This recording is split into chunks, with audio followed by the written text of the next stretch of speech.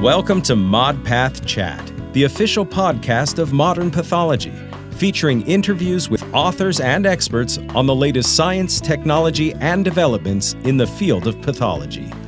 Your host, Dr. George Netto, is the editor-in-chief of Modern Pathology and the chair of pathology at the University of Alabama at Birmingham. Here's Dr. Netto.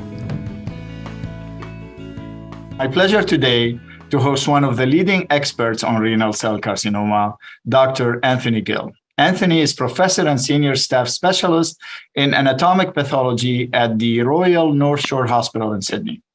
Dr. Gill has co-authored over 500 manuscripts. He's also a standing editorial board member of the 5th edition of the WHO Blue Books. Anthony has been recognized with numerous awards, such as the Benjamin Castleman Award, the Ramsey Coutran Young Investigator Award, and in 2018, he was appointed as a member of the Order of Australia in the Queen's Birthday, honors for significant service to medical research in the field of surgical pathology as an academic, author, advisor, and mentor. This is great. So even the Queen now knows about surgical pathology, and hopefully she's going to follow our ModPath chat. Anthony will be joined by a rising star, his junior colleague, Dr. Talia Fuchs. She is a clinical senior lecturer from the University of Sydney. They will both discuss for us the recent Modern Pathology publication on SDH deficient RCCs. So thank you both for accepting my invitation. And I realize it's very early in Australia and we have some time delay, but I'm sure it's going to be great. Thank you. Thank you for having us. Thanks very much for the kind words, and a shout out to the Queen if she's listening. It's about 8 a.m. here in Sydney, so it's not too early. And I look forward to the opportunity to discuss this paper. Wonderful. The accent is going to be beautiful, so we're going to get a lot of audience just to listen to the beautiful accents of both of you. We'll put another shrimp on the barbie for you when you come down. All right. So let's get to business here. So the SDH deficient renal cell is no longer an emergent. Now it's a serious entity on its own, but I realize it's evolving. But for our audience, who not everybody does renal cell, can one of you start with setting the stage with a little background information about the entity? Sure. I mean, maybe we'll talk about SDH deficient tumours in general and then the renal carcinoma. So we have an interest in endocrine pathology as well as urologic pathology. And we know that in pheochromocytoma and paraganglioma as a group, maybe up to 40% of those tumours are hereditary. And the most common hereditary cause is the group of disorders we call SDH deficiency. And they're almost always associated with germline mutations in one of the SDH genes, SDHA, SDHB, C, D, or SDHAF2. And what's neat, what's emerged in endocrine pathology over the last 12 to 14 years is that there's a very simple immunohistochemical marker for SDH deficiency, and that is immunohistochemistry for SDHB. And basically, if a tumour shows loss of expression of SDHB, that's a very good marker that there's biallelic mutation, inactivation, deletion in the tumour. And what we know from paraganglioma and pheochromocytoma is that somatic-only mutations are very, very rare, maybe 1 to 3% of SDH-deficient cases. So with a simple immunohistochemical marker, we could identify pheochromocytomas and paragangliomas. Now, it's emerged over the last 15 or 20 years that patients with SDH germline mutations have an increased risk of a few other tumours. Clearly, paraganglioma and pheochromocytoma is the most common. A unique subtype of GIST known as SDH deficient GIST, quite rarely pituitary adenomas, in some setting pulmonary chondromas, and of course, renal cell carcinoma. Now, it would be really beneficial to be able to identify index patients presenting with SDH deficiency with renal cell carcinoma. When we first started looking at this about 12 years ago, we had a few kindreds. We have about 500 kindreds throughout the whole. We do centralised testing for a lot of Australia here. And we knew that they had renal carcinomas. And they'd been called a variety of things from oncocytoma, clear cell carcinoma, chromophobes over the years. And we thought we'd pull them all together and have a look at them one after another. And the first case that we saw had a very distinctive morphology. eosinophilic cells, quite peculiar and unusual intracytoplasmic inclusions that ultrastructurally look like giant mitochondria, and sort of a nested architecture with cytoplasms eosinophilic but not quite oncocytic. And I remember very clearly when we saw the first patient, we got another patient in, and these are quite rare, so they're mostly consultation cases. And I looked at that slide and thought, oh, gee, they've accidentally sent me the same person's tumour twice because they had the same surname because they were related. And then we looked into it, actually it was the same kindred. There was a daughter and mother. And we saw in that first report a very distinctive morphology of this nested growth pattern, the eosinophilic cell type, epithelioid cytology, quite rounded, bland cells. And, you know, it's in this sort of grey zone between oncocytoma and chromophobe, but they're not really compatible with both. So we put it out there as this is an emerging entity with a distinctive morphology. But what's been very beneficial is that simple immunohistochemical marker, SDHB, has been a really great marker. So you can screen large numbers of tumours to find this very rare entity.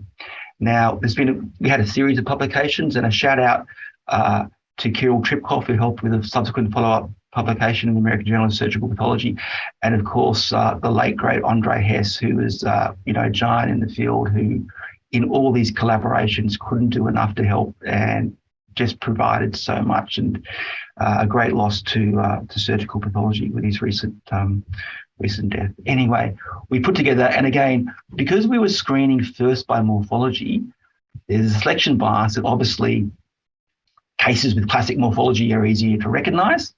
There are other clues at family history of the other syndromic stuff. So as this became more widely recognised, we received more and more cases for consultation. Lots of places don't have SDHB immunohistochemistry, and it can be a difficult stain to interpret because significance is placed on loss of expression rather than positive staining. So we get a lot of cases in for consultation. And obviously a lot of them, most of them are not SDH deficiency, but some of them are. And whilst many had classic morphology, we saw a few patterns emerging of what we'll call variant morphology, features that aren't quite typical. And then we had another cohort as molecular testing is becoming increasingly more widely available, where morphology wasn't a part in the identification of these tumours. People had done broad panel testing, of which the SDH genes were on most panels, and they pulled out these tumours not suspecting the SDH deficiency, and we go back and retrospectively review them. So as is always the way with these newer entities, it goes from a very classic type morphology to evolve towards more variant morphologies. Often these tumours have those stereotypical features very focally, but when you're flying through a lot of slides, you don't see them. So we thought we should put together these variant morphologies to put them out there for surgical pathologists to recognise, and then explore more about the predictive and prognostic factors, the risk of germline mutation, and other factors I think help in the clinical management of these patients. Put together, so we, and the we here is probably at least 50 authors. And that's a testimony to the great networks of urologic pathology and how collaborative our community is. I'm being one of them. Unfortunately, I'm not on the paper, but because I love bladder, I'm not so enamored with kidney, so I didn't give you any of the cases. But this is, and I thank you for mentioning giving credit to the late Andre and to Kirill Trepkov. By the way, Andre was a guest on this podcast, one of our earliest guests, and it's been so tragic to lose such a friend and colleague. So you put together the group, and it's around 62 tumors from 59 patients. I guess, Talia, can you tell us a little bit more about how you conducted the study? Since after all, we know the first author do all the work, and the senior is just a senior sitting there. Trying to enter everyone's names and email addresses into the editorial manager was one of the hardest parts of this paper. Yes, I agree. Took the whole first page. Yeah, that's right. So Yeah, as you said, we had 62 tumors from 59 patients. So there were 3 patients that had 2 tumors. And a lot of these came to Anthony as consultation cases. And we also reached out and asked people to send us any cases that, were difficult to classify or were from anyone with a suggestive family history, or from young patients, for example. And so we asked everyone to send us some formalin-fixed paraffin-embedded tissue or unstained slides, and we wanted to do SDH staining on any cases that hadn't had that performed already. A lot of them already had. And we went through and reviewed them all, did the SDH A and B, and amongst some other stains as well. And we confirmed that all of these cases were indeed SDHB deficient. And then sort of just looked at the morphology and described all the different histological patterns. And then I did some statistical analyses. We did have a bit of follow-up data from most of the patients, but not all. It's always tricky getting good follow-up data when you've got these multi-institutional and international cohorts. But we did actually get quite a bit of follow-up data, which was really useful in looking at the, the behavior of this entity and comparing it with, non-SDH deficient tumors. And I realized some of them, I think if I'm correct, 18 of them did have some germline assessment, correct? And that's right. They had known germline variants in SDHB. Yeah. So that's the only molecular you did. You didn't do additional molecular. No, we couldn't get any further molecular testing. And unfortunately, we didn't have any patients with mutations in the other SDH genes, which would have been nice. But yeah, that's what we had. Excellent.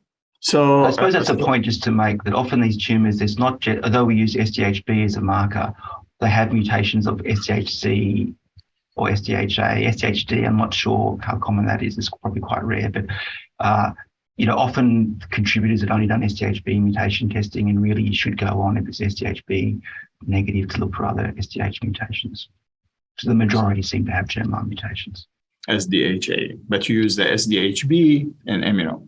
Yeah, so it's a bit of a trick that tumors with mutations in A, B, C, D, or AF2 show loss of expression of SDHB. Tumors with mutations in SDHA show loss of expression in SDHA as well as SDHB. So we normally do them in parallel. If it's SDHA negative, they probably have an SDHA mutation, which are not uncommon in the general population, but have a very low penetrance. Excellent. So what are the findings? What are the patterns? And this is such a relatively big cohort. So yeah, so we found a lot of the tumors, most tumors had that conventional morphology that Anthony described, at least focally. But there were also a significant number, I think it was about 13, that had this variant morphology, and there were all sorts of different patterns. So there were, solid sheets, sarcomatoid. We had some that showed some papillary architecture, stromal desmoplasia. A couple of cases had rhabdoid morphology. So it was really variable. But the other thing that we found was that even cases that had the typical morphology, so typically they would have really low nuclear grade, so ISUP grade 1 or 2. Some cases actually had just the only variation was that their nuclear grade was a little bit higher. And those cases we actually found behaved more aggressively, even in the absence of actual variant morphological architectures. And the other thing that we found was quite interesting was the presence of necrosis. So even in cases with otherwise completely typical morphology, having necrosis was another really poor prognostic factor. And there were 3 cases altogether that had entirely variant morphology with no areas of conventional morphology. So that's a really interesting point, because these cases would not have been picked up as SDH deficient if we hadn't just been screening them. And I suppose this study eliminates that selection bias that we get from only screening cases that have a suggestive history or suggestive morphology. So now we can see that there's actually a really broad range of appearances that we can get with these tumors.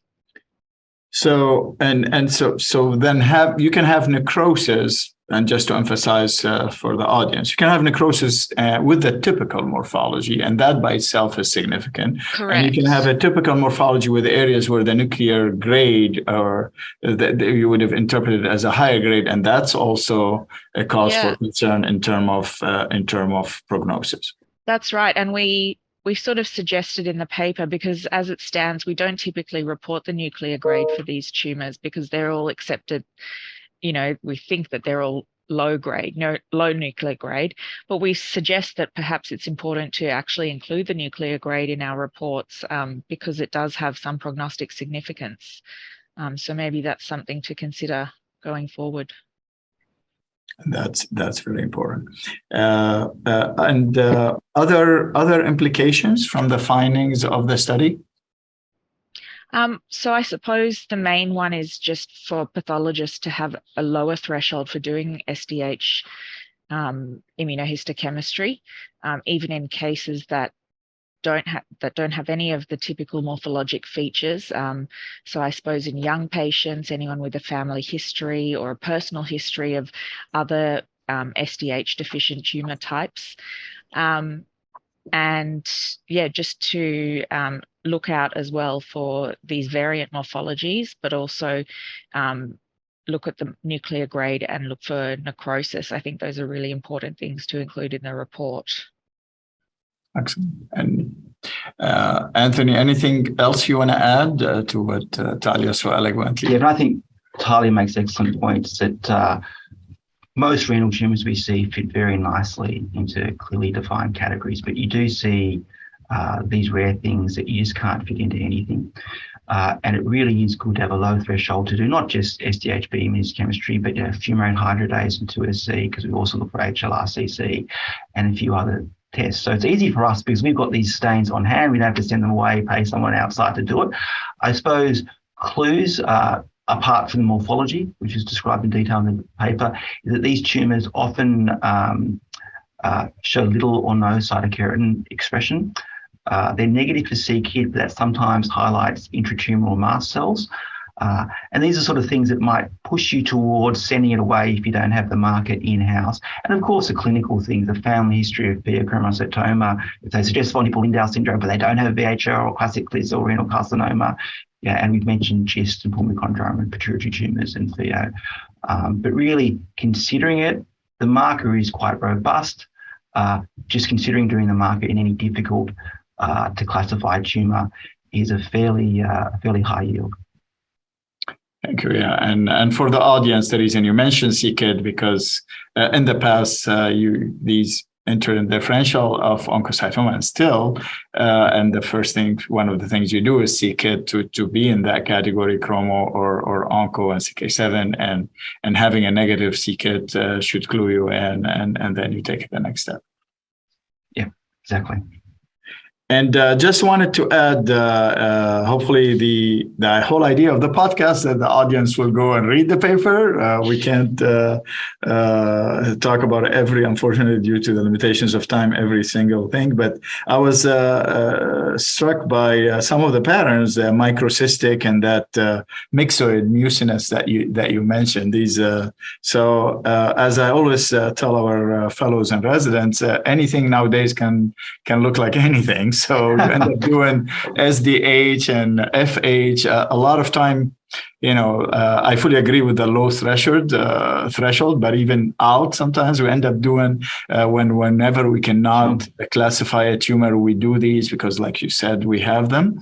And the hope is sometimes you're going to capture these and it's going to have significant either therapeutically or prognostically. So we're stuck with this because, like you said, the original morphology is never staying as the pathognomonic as much as we would have loved to.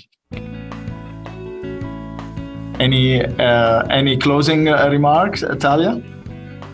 No, I suppose that's it. The only other thing to say is As I mentioned, like 95% of our cases did focally have the conventional morphology. So, if you're in a place where it's hard to have access to these immunohistochemical stains, look really carefully, hunt around and see if you can find some of those inclusions or anything that looks somewhat suggestive that could help. But yeah. Thank you. This has been very helpful to me, even to zoom in on some of the new features, and I'm sure our audience are going to appreciate. And thank you again both for taking the time from across continents. But we love Zoom for this. So thank you. Thanks very much, George. It's been an absolute pleasure. We've enjoyed it. Thank you. Any opinions expressed in this podcast are the speaker's own and do not represent the views of Modern Pathology, Springer Nature, UAB, or USCAP. Your ModPath chat host and scientific director is Dr. George Netto. Producers are Christina Crow, Amber Jackson, Dr. Sarah Jang, and Dr. Catherine Ketchum. Technical direction is provided by Kaminsky Productions, music by Mitch Neubauer. Thanks to the authors, reviewers, and editors of Modern Pathology for making this podcast possible.